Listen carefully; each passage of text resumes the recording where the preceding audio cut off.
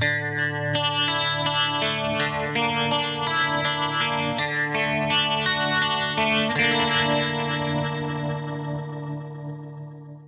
guys, welcome to Old Guys and New Guitars. My name is Rex Anderson and this is my friend Kerry Jackson, and we're here to talk about guitars today because we love guitars. We like looking at them, we like talking about them, we love playing them.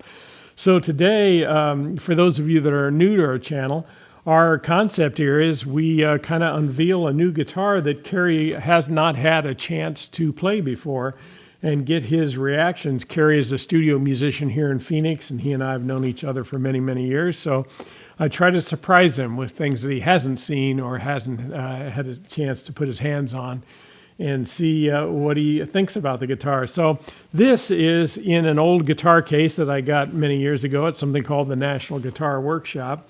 So that's just a cover to hide the particular guitar that's in there. Your generic let's hide it case there. So we'll start and we'll just open the case and get Kerry's reaction. Ready? Go ahead, Kerry.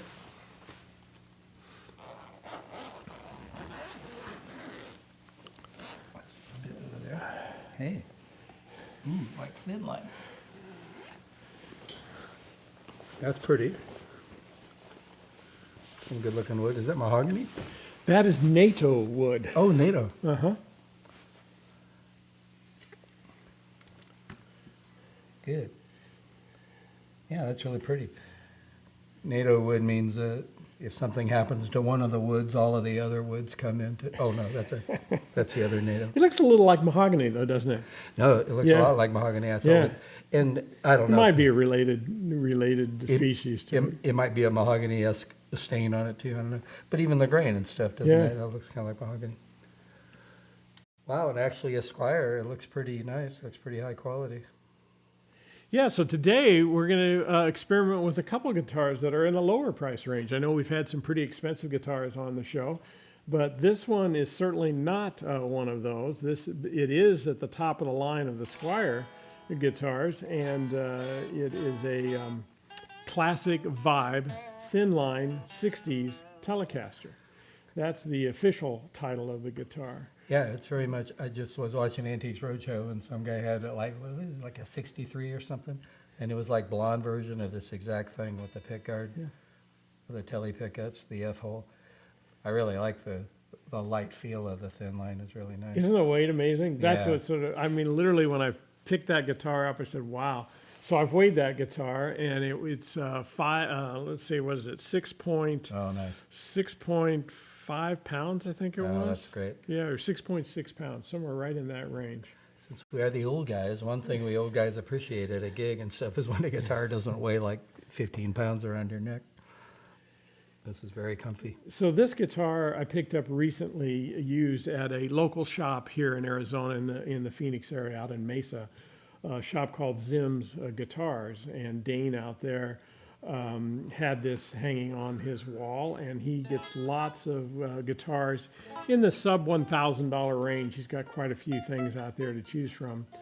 But I'm just kind of watching Kerry and seeing how he's physically reacting to the guitar and the neck before we talk even about the basics of what it is. So you've already mentioned the weight. That's kind of the first thing that grabs you with the F hole. Yeah, very much. It's hollow here, and there's certainly cutouts where all the electronics are. So you've already got sort of a semi-hollow body going on there with it. Yeah, and I'm always a Tele fan, but the only time that I'm not happy with a Tele is, I'm at the shop or whatever, and I'll pick one up, and it's like, ugh, it feels like it's made out of lead. They vary so widely in their weight. So yeah, this seems like a nice thing to have in anybody's collection, even if they have other Teles, just for the. It has to sound different, right? With the, Yeah. Well, notice just as you were playing it there acoustically, you're getting a little different than what you get with a. Yeah, it got a little sound. It's a good play on the couch. Don't wake anybody up. Guitar that's still got some sound to it. So I'll start with some of the basics on this. As I said before, this is a Squier Classic Vibe series, and it's their 60s Thinline Tele model. They do make a 70s version of this one also. that has the bigger block inlays and stuff on it. But this one's just got I think I like it the this way. simple dots on this. I love the pickguard. I don't know why, but that pearl looking Yeah. pickguard, I think it's really nice. Mother of toilet seat, as we call it in the business. Yeah, so it's got a maple neck, as you can see, and it Yeah, does. and what's It the- is tinted. It's a tinted maple Yeah. neck. These are all polyurethane guitars. There's no nitro or anything Yeah. close to this, so it does have that feel. But what's your initial reaction to the neck itself in terms of the feel? Well, I was wondering, do you know the radius? Does it tell you? Yeah. So the radius on this is 9.5. All right. Well, So kind of a classic. Yeah, it's not 7.5, but it is 9.5. It's got a little bit of depth to it. It's not a super thin neck. Yeah, it's not super thin, so that's why Yeah. I was asking. It feels good. Bolt-on neck, C shape is what they're calling the shape of the neck. Black dot inlays that we see there. 21 narrow, tall frets. So they are more of a vintage type of a fret on it than the wider, fatter Yeah, sort of frets. and they're wide enough. You know. Scale is Yeah, 25.5. The nut width is 1.65. all right. Nut width. Bone material, it says a bone nut on it, so that's Oh, kind of nice. interesting. Yeah. It's got the semi-hollow chambered body to it, and the NATO body with the polyurethane finish on it. So, yeah, I've always kind of wondered about these guitars, and when I saw that one hanging over there, and I think normally today you would find these in the $400 to $500 price range, new. So they're not terribly expensive, but I did not play anywhere close to that, but picking it up used. And it seems to be that new age of Squier where they, you know, I think a lot of people that automatically think of a Squier as a poor man's, you know, not a great Fender or something, are always surprised these days because they've really stepped it up and they're making, hey, that's nice for that price range. This feels good. This sounds good, you know. Well, if you look at the back of the neck, I think you'll see where it's made. It's probably, I believe that's Indonesia on the headstock there, Yes. made in Indonesia. Well, that's another thing. That's becoming a like renowned place for some quality. You know, like that doesn't mean that it's cheap if it's made in Indonesia. There's some beautiful things coming out of those Indonesia factories.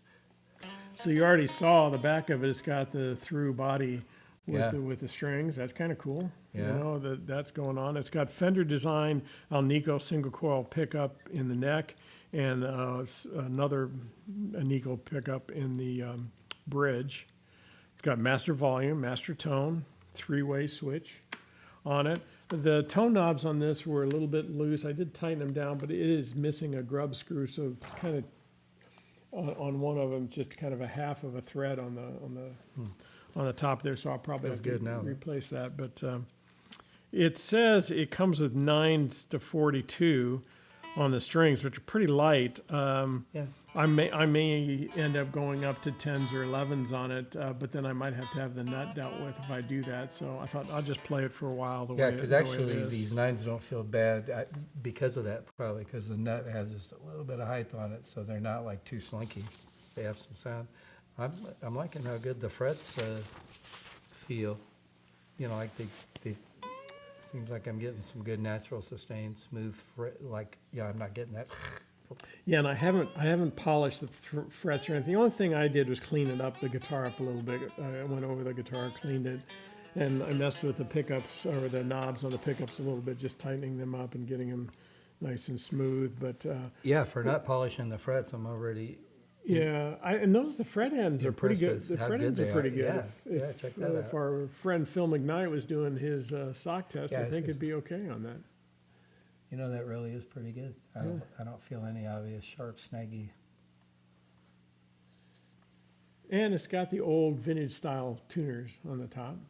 So those, just what we were talking off camera about changing strings on these and the drop in to the top. I think that's Yeah, on those. Yeah, Yeah, the it poke the does. string in the hole in, Yeah. in the slot type of tuner, which is kind of neat. So there's not a lot of winding on the strings, which is always good for string tension and bendability. It seems like a nice balance of light strings, but enough string tension and stuff to still be an in-tune thing. I haven't even tuned it yet, and you know, when we pull it out of the case, it's already sounding pretty good. Yeah. So Well, pretty cool. I think the plan here today for this one is we'll get it tuned up, plugged into the amps, and do some playing on it and kind of put it through its paces. And then over to Carrie's left is a American-made 52 Tele that I've had for probably 25 years. And I thought it might be fun to just sort of compare the two, because there'll be some differences in tones, I'm sure, with the variation of the pickups and stuff. But also, it'd be just interesting to hear what he thinks about the feel of the play and what he's noticing as differences between the two. But And just cosmetically, I'm always reading big difference of opinion on whether you should stain the neck at all or add any color on the neck. No, it should be the natural maple. But I think that looks great. And I think they've gone subtle with it, that it just seems kind of like a yellow aged-ish finish on the maple. And sometimes brand new maple necks are so white, I actually think it's unattractive. I don't really I've like kind of that grown. white look. I've kind of grown over the years on that. I do like to see some kind of color on the maple necks. As I was standing in Zim's, Phil McKnight came in. He lives on that part of the valley, and we had a chance to sit and visit for a while about guitars and the fact that he had been to the Court factory, which assembles a lot of the Squier guitars over there. Oh, cool. And he was telling me that this particular body was one that came from a different shop that they bring it in, and how much value he's seeing in some of these Squier Classic Vibes now, Yeah. in terms of the quality of the guitar. So I don't know where this particular guitar came from. I don't think it was one of his, but this model's been out for a few years, but this particular finish and setup on it isn't too many years old. I do remember seeing these when they were new on the shelf. But yeah, I don't mind the tinted neck. I think it works really well with Yeah, I that like it. body.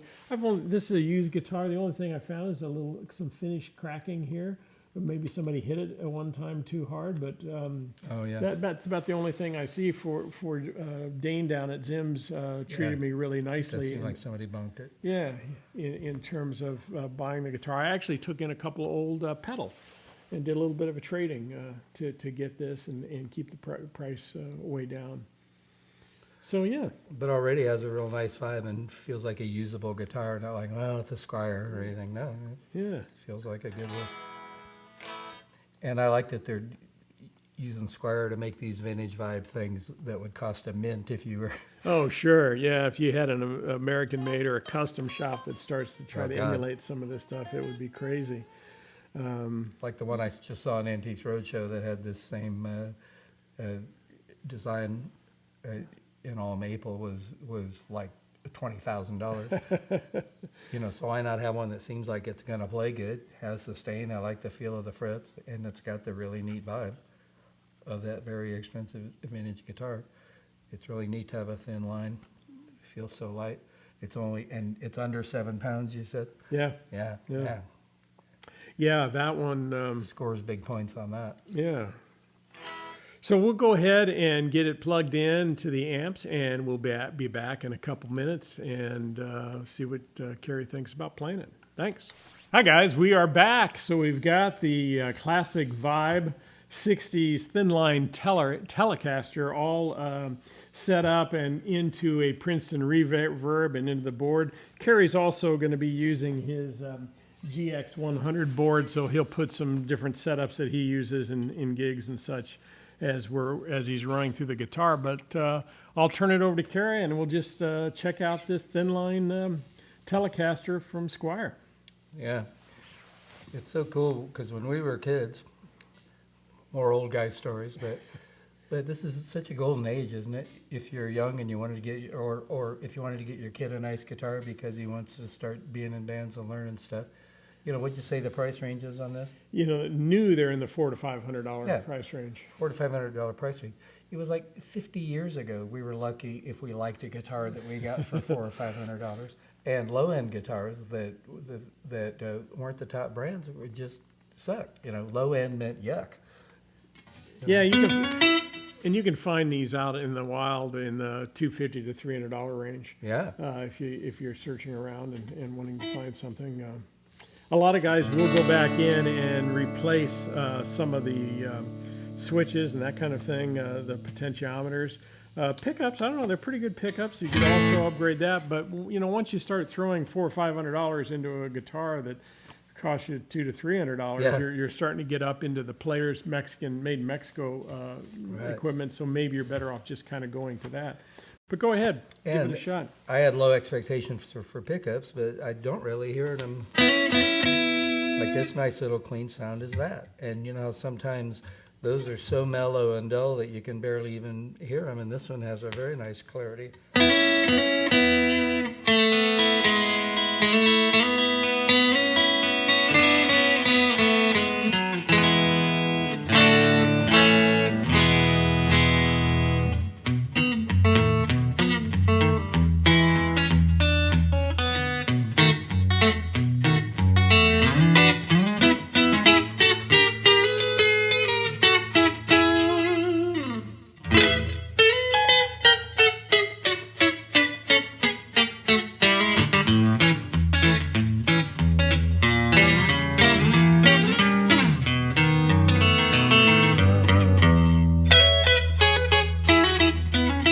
That is a usable pickup. Yeah, that is pretty different. Normally you do get a little more Yeah, muffled. you try to use that by sounds. itself is only for very specialized, you know, things. Okay, now we're good. We got them both going.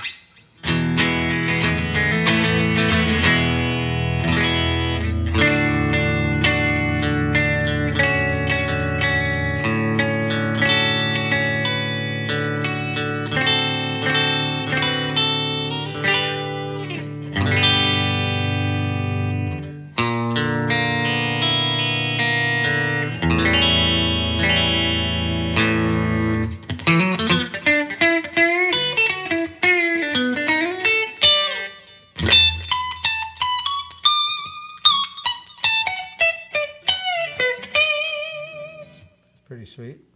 Still going ultra clean here just to see what we think of the pickups.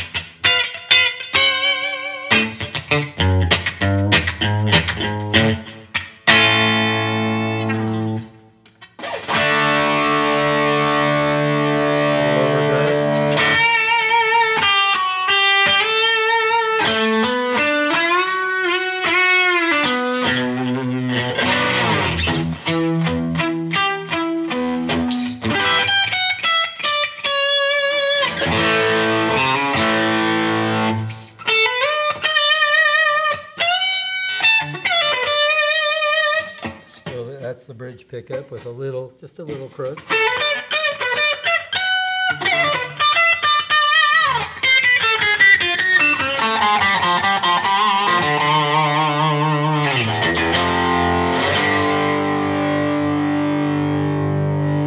Like both pickups with that.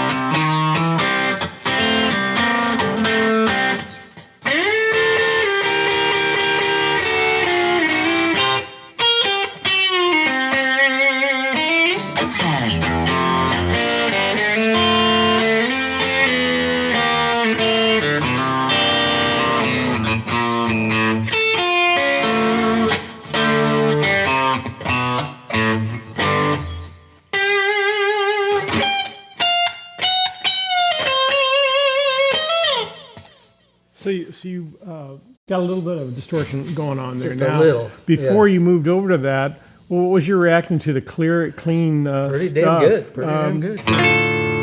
There's that clean. Very nice for some rhythms, huh?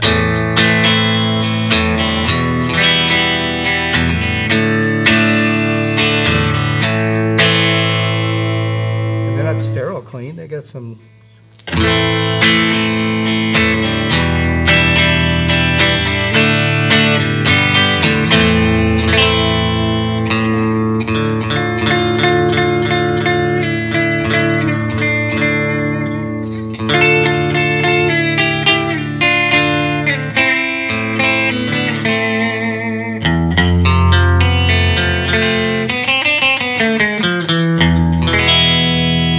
Wow, that sounds great in the room. And then as you started putting a little distortion on there.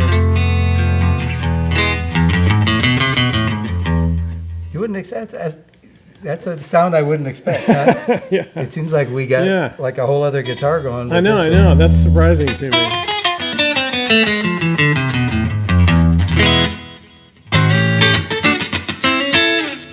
Let's go back to that distortion again. And a little crunch on it.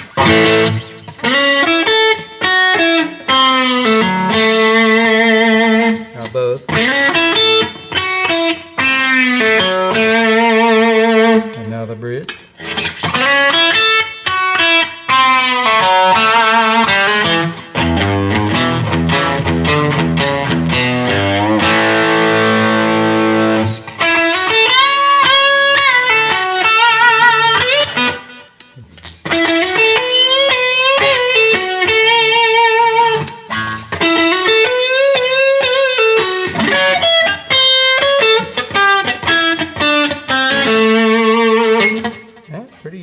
Usable. I mean, if you were stuck with this at a gig, you know, oh my God, how am I going to do this gig? I have a Squier. You wouldn't be saying that. I mean, that's pretty versatile.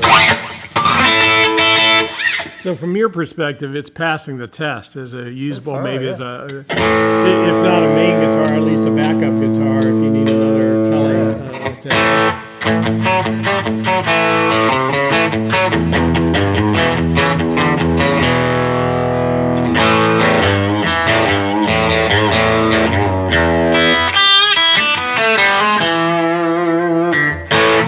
Little mild crunch again.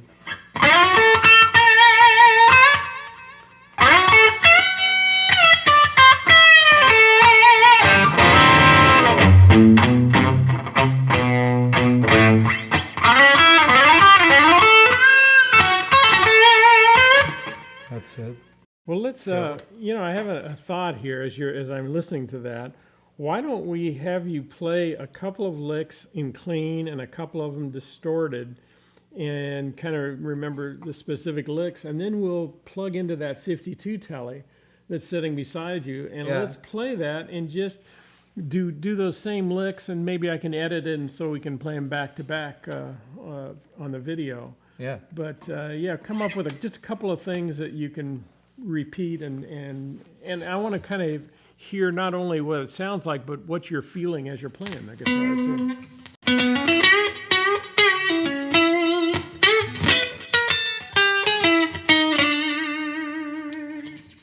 Switch to the middle.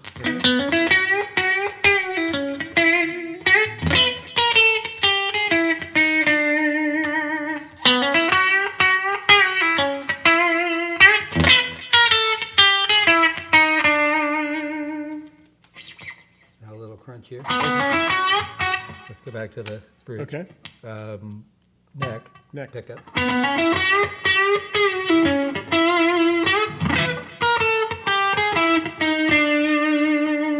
Middle.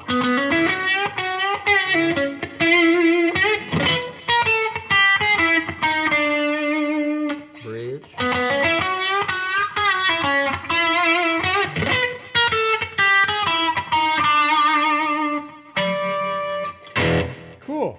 Grab the other one? Yeah, can you turn your pedal off so I don't have to turn the amp off? Yeah, there? Yeah, there we go. I can mute it with the tuner there. I'll grab that one from you and grab the Tele, and the 52. So the 52 Tele is one that I've had for many, many years. That's probably 25 years old. I have to look back in the... Which freaked me out when you told me. Yeah. Because I think I was at Living Head Studio, run by our wonderful, talented friend Dave Nichols, and you brought it in. He said, look, I got this Tele reissue, and it just seems like yesterday. So when you said 25 years ago, So it's got a little bit more of a U shape to it, and it's got the nitro cellulose lacquer finish on it, so a little different feel and shape to the neck. Same scale, 25.5. Fretboard radius is a little bit different. It's the more vintage 7.25. okay, so this is really the old radius. 21 fret, nut width, same nut width, 1.65. It's got two vintage 52 single coil pickups in it, master volume, master tone, 3-position switch. Got the brass saddles in there. That would be a little bit different than what's on here. The one-ply pick guard and the old tweed hardshell case with all the old paperwork in it. So yeah, that's the 52 Tele. So let's kind of, you can play it a little bit, and then let's do those same licks and see. I know, like this pickup on it is way different than the other. Oh, wow. That was that. Yeah. Here's both. Gets a really neat full body, stretchy thing going on both of them.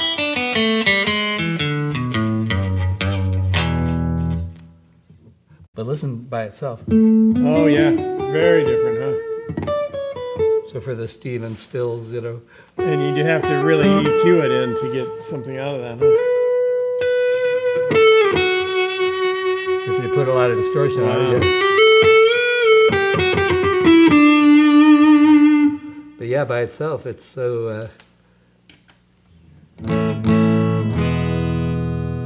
wow. So different than the other one, yeah. So anyway, what was that lick I was playing before?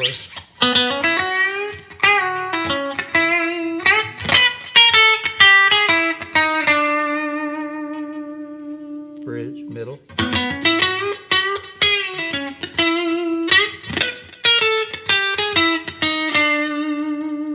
That's really neat. Yeah. So that's quite a, it's kind of weird by itself. You think, oh, I don't know about that pickup, but boy, it sure blends with its buddy. And you know, like with the distortion and stuff, you get kind of that when Stephen Stills would do leads on you know, Crosby, Stills and Nash stuff and everything, wooden ships or something.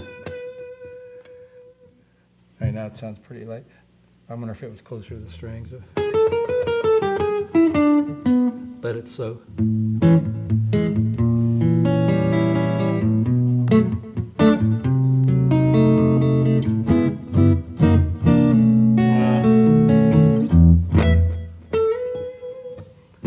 Yeah, let's hear those same licks with the distortion. So.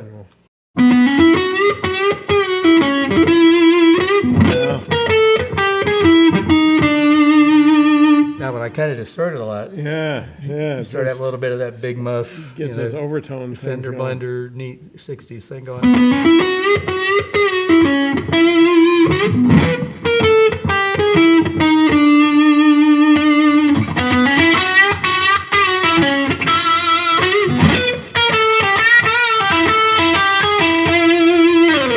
That's both of them. That's a little more distorted. Let me just go crunch first. It might be fairer, so let me see.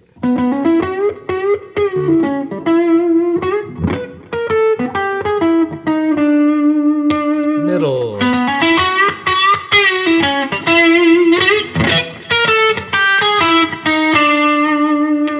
Bridge.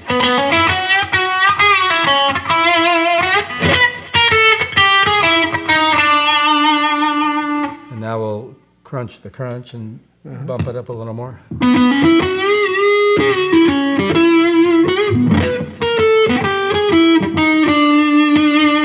Middle. Now the real treat of this guitar is that is a very distinct, awesome. Using them both really gives you like, whoa, is it a Fender? Is it a Gretsch? It's got the best of everything.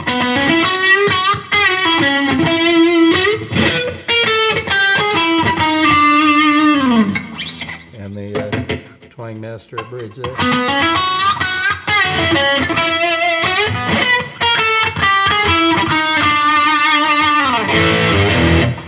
So it's not really a matter of, you know, this one's good or that one's bad or anything, is it? They just have such distinct personalities and stuff. That's really holding its own for a cheap guitar. For a relatively cheap guitar.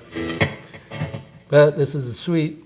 It's got some classic stuff. The bridge pickup sounds really nice and twangy anyway. It's just a country little monster there and blues, whatever. But boy, that thing in the middle.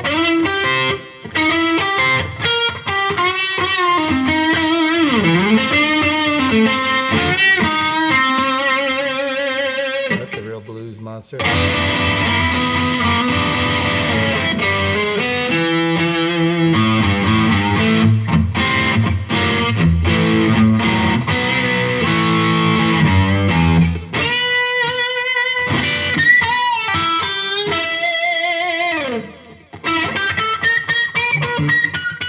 There they are.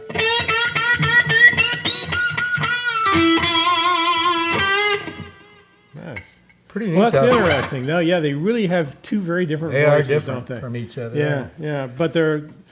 I didn't feel like the neck was that much. It was thinner than depth of the neck than that one, but this one feels really comfortable to me. I just I'm surprised at that quality of the feel of the neck radius and stuff. I don't know if you can see that. Maybe on this camera over here, you can see the flaminess in the back. I know, of there's back a of little that flamy, neck. It's flamy just- stuff going I on don't know with if the maple. that probably doesn't show up with that camera out in front, but it's actually got. Yeah, they I'll try found to put some stills in there. It's got some really flamy little neck on it.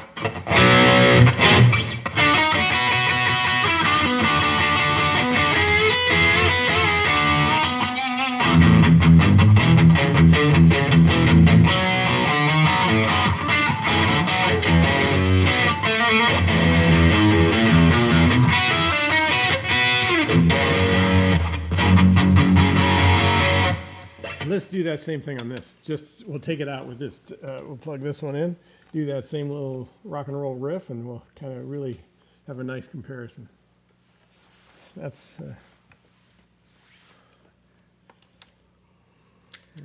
Yeah, from a distance, somebody think, oh, that guy's got two tellies, but man, it's two different creatures, isn't it?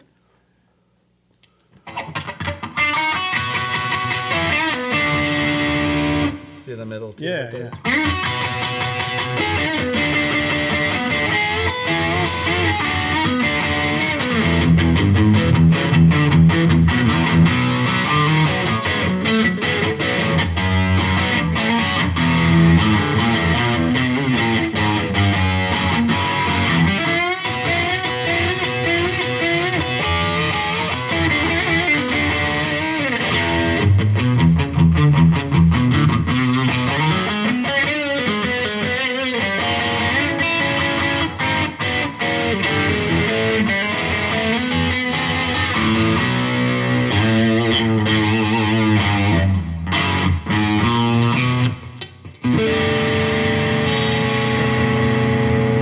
yeah.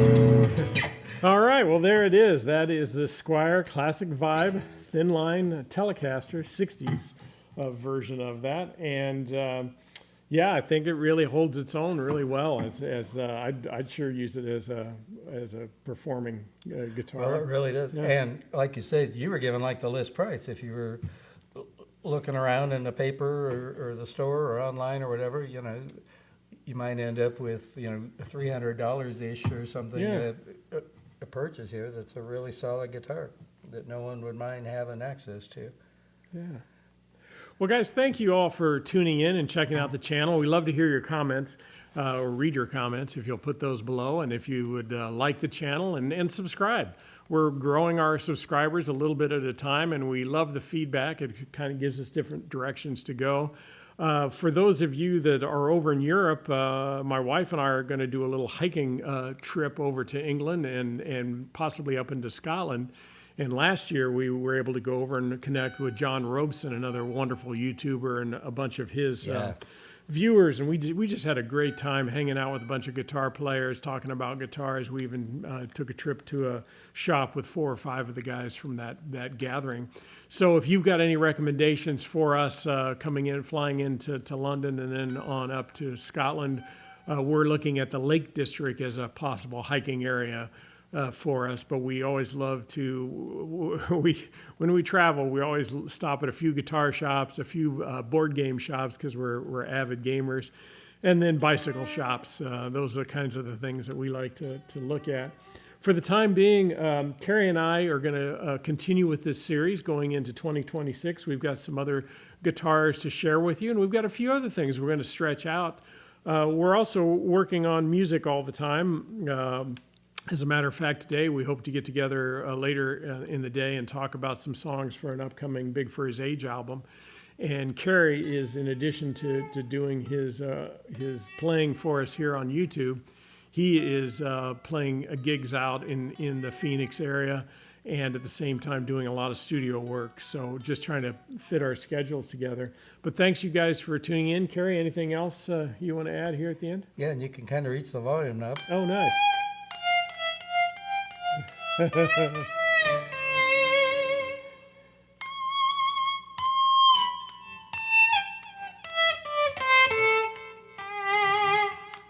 Kind of. It's a little, well, I have small pinkies. Yeah.